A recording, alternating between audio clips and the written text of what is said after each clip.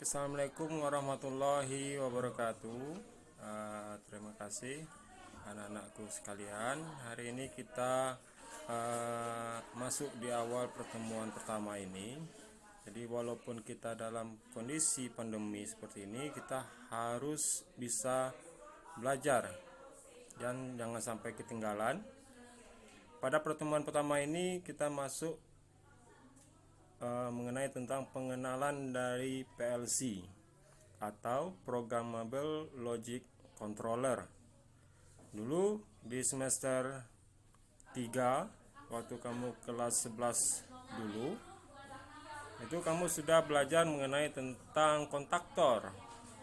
Nah, kalau kontaktor itu pengendalian secara manual.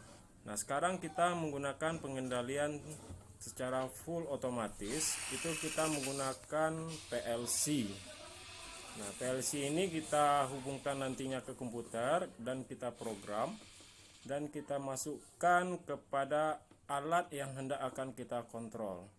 Nah, untuk pertemuan pertama ini kita masuk ke pengenalannya dulu. Jadi bentuk PLC seperti ini.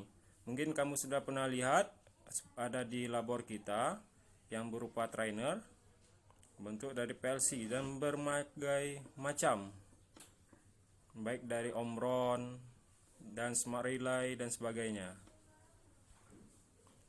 Sekarang apa itu PLC?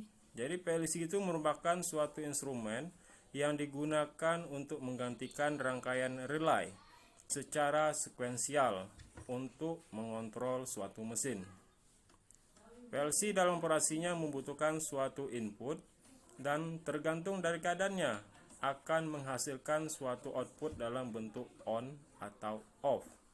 Jadi kita program suatu PLC tadi untuk mengontrol output yang hendak kita kontrol tadi. Jadi inputnya itu bisa berupa bilangan biner. Seperti misalkan ketika push button itu kita tekan, maka kondisinya berarti 1 atau on. Kalau misalkan kita tidak menekan, itu kondisinya 0. Jadi hampir sama dengan rangkaian kontaktor. Jadi PLC ini itu digunakan untuk saklar industri untuk menyalakan suatu solenoid. Dalam waktu 5 menit solenoid ini akan mati tanpa melihat status dari saklar. Nah, di sini kita gunakan pewaktu dan kita gunakan pewaktu eksternal lainnya. Jadi kalau dalam PLC ini terdapat 3 kata kunci. Yang pertama programmable, logic, dan controller.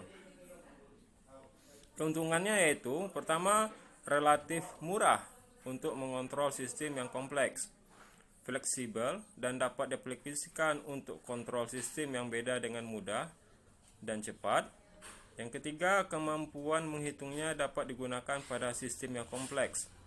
Kemudian yang keempat, keandalan komponen-komponennya memungkinkan PLC dapat beroperasi dalam waktu lama. Kemudian yang kelima, dapat diprogram dengan mudah. Nah, dalam PLC ini itu ada arsitektur PLC. Di dalamnya itu ada namanya input relay, ada namanya counter, ada namanya output relay, ada namanya internal utility relay, ada namanya timer, dan data storage. Kemudian nanti dihubungkan kepada input circuitnya, kemudian ada CPU-nya dan memori, output circuit untuk mengaktifkan PLC tersebut. Ini kita bahas satu persatu. Yang pertama, input relay. Jadi input relay ini elemen ini yang berhubungan dengan dunia luar. Secara fisik, elemen ini ada dan menerima sinyal input dari switch atau sensor. Switch ini bisa berarti push button. Kalau sensor berarti sensornya apa? Misal sensor jarak, kita gunakan inputnya seperti tersebut. Kemudian ada internal utility relay. Elemen ini tidak ada secara fisik, dan tidak menerima sinyal input dari luar. Jadi elemen ini merupakan elemen di dalam relay, yang di dalam relay itu untuk simulasi di dalam PLC dan memungkinkan PLC mampu menggantikan fungsi dari eksternal relay. Kemudian ada counter. Jadi elemen ini juga tidak ada secara fisik. Elemen ini merupakan counter simulasi dalam PLC, namun mampu untuk melakukan fungsi perhitungan suatu sinyal. Jadi dalam itu ada yang di dalam PLC, ada yang di luar PLC. Kemudian ada timer. Kalau di pelajaran kendali elektromagnetik, kita menggunakan TDR, time delay relay. Nah, di dalam PLC juga ada timer.